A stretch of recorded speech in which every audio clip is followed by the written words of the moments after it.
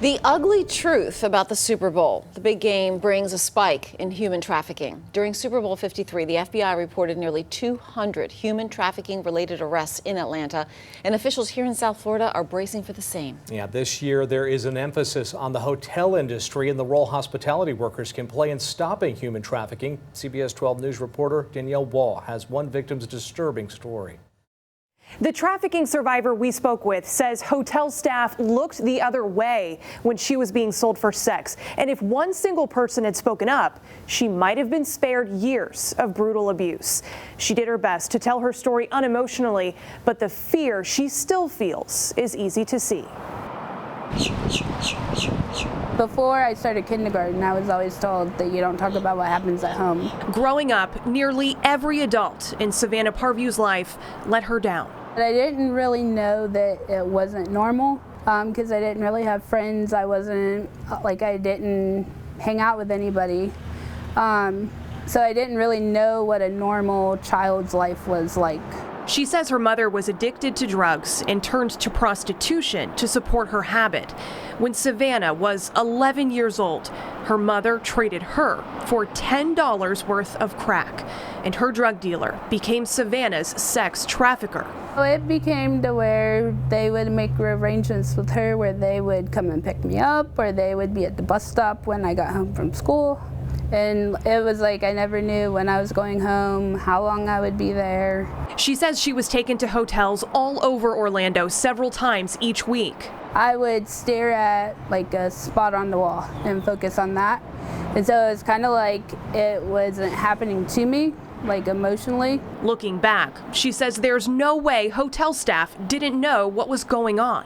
They knew what was happening. How do you know that they knew? Because my trafficker would make arrangements with the hotel staff to let people in and out of the room so that he didn't have to stay there.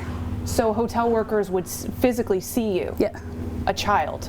Yeah. And they were letting men into the room? Yep. There's been a long policy of see nothing, say nothing in hotels. Mike Morgan represents more than 500 victims of human trafficking. His firm is suing major hotel chains across the country because, according to New York University research, 90% of child sex trafficking occurs in hotels. Lawsuits against hotels in 12 states, including Florida, argue the industry knew or should have known about the abuse happening behind their doors, and their failure to take action allowed the abuse to spread. Worse, the lawsuits allege they were profiting from it. Quote, hotels have chosen to ignore the open and obvious presence of sex trafficking on their properties, enjoying the profit from rooms rented for this explicit and apparent purpose. They put vacancy over decency. Right? That their number one job in hotels has always been to fill rooms.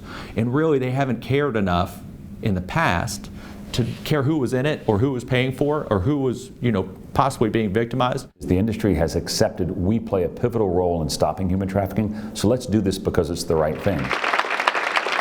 Chip Rogers is the head of the American Hotel and Lodging Association, which hosted a No Room for Trafficking summit at the Fontainebleau in Miami Beach ahead of Super Bowl 54. We know we can do better.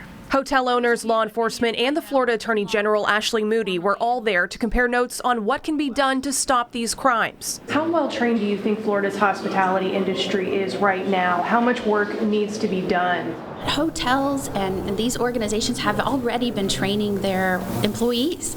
They understand this is a sore in Florida. We have to address it. Their goal is for every hotel worker to be able to spot the signs of human trafficking, like rooms that are paid for in cash, have multiple visitors, but don't allow housekeeping into the room. Traffickers are going to realize, hey, the last place I want to go is a hotel because the folks there can look out for the signs, see me, and report me. Help us. Right now, this training is optional, but starting next year here in Florida, it will be the law. Looking back is not easy. No. For Savannah, it's welcome news that could change other young girls' lives. I feel like if they had stepped in when I was 11 or 12 being trafficked, it wouldn't have continued as long as it had. Savannah left home during high school to escape the abuse. Today, she is a member of the Florida Alliance to End Human Trafficking, appointed by the Attorney General to help develop training for hotel workers. But as the CBS 12 News I-team found out, there is still a long way to go. Are you selling sex in here? No. Are you being forced to do this? No. Are you being held here against your own will? Hotels right here in Palm Beach County are part of the problem. So why isn't more being done to stop it? We get answers tomorrow night at 11. Danielle Waugh, CBS 12 News. I watched Savannah's interview. It is both shocking and eye-opening, and a crime that could affect a little girl or young woman you care about.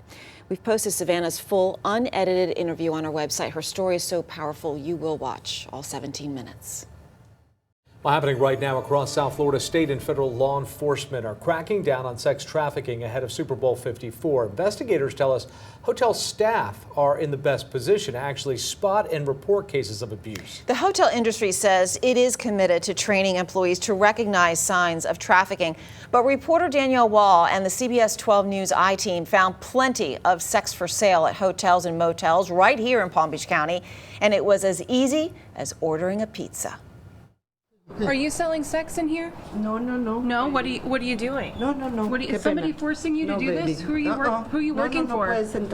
Before slamming the door in our face, this woman welcomed our undercover investigator. Former officer turned private investigator John Rohde was posing as a prospective customer to show how prevalent prostitution and suspected sex trafficking is in our own backyard. You come to a hotel with your family, you have no idea what's happening right across the hallway from your hotel room. Because where there's prostitution, there's narcotics, there's assaults, there's stabbings, there's shootings. After being given a price for sex, Rohde left the room saying he needed to go to an ATM, opening the door for us to speak to these women.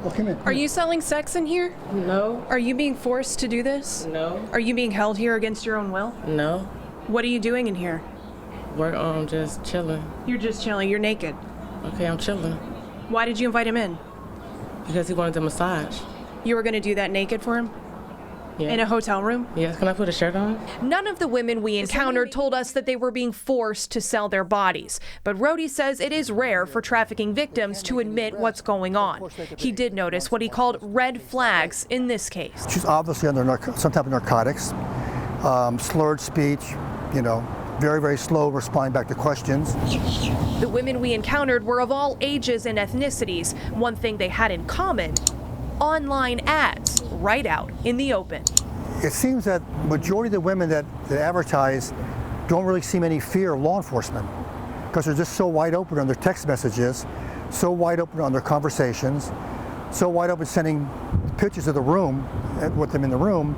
It doesn't seem like they're concerned about being arrested. As we began answering those ads for this investigation, woman after woman told us that they were at this same Quality Inn near Palm Beach International. That afternoon, there were at least 6 at this one property. Then, just making small talk with a guest in the hall, our investigator was solicited again when the woman offered up her roommate for an encounter. Even after we left, just nonstop, more text messages came in from different women at that same hotel. To me, it's kind of hard to believe that you could have this many women working in one hotel, getting the room by themselves, and no red flag should be going off. So we went straight to the Quality Inn's general manager. We're the crew that was here on Friday from CBS 12. We need to talk to you about issues at your hotel.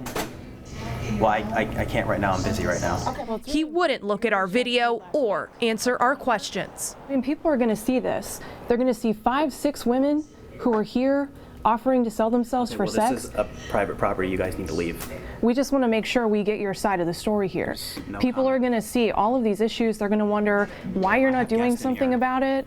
After the I-team showed 2 other managers of different hotels evidence of prostitution happening on their property, only one took our information.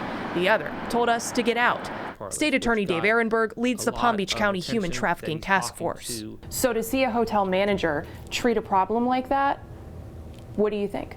It is troubling when you have people who are enabling human trafficking, if that's what's going on. If it's not human trafficking and it's sex work, it's still a crime. This is right here in Palm Beach County. We showed Ehrenberg the I-team's undercover video. Some people might see that and they'll watch us, a news crew, in a matter of a few hours find so many of these women so easily, and they might wonder, why isn't law enforcement doing the same thing? What would you say to that? Well, law enforcement is out there. We have a task force on human trafficking that is as successful as any. In the last 2 years, the task force made 30 human trafficking arrests and got 12 convictions. Investigators say they need two things to be more effective: the cooperation of victims and tips from hotel staff. When it comes to human trafficking, silence is the enemy. Lawmakers in Tallahassee passed a bill requiring every hotel worker in Florida to get human trafficking education. The law, which goes into effect next year, mandates 1 hour of training, but it doesn't establish guidelines for the course. Businesses that do not comply could face a fine of up to $2,000 per day per property. Danielle Waugh, CBS 12 News.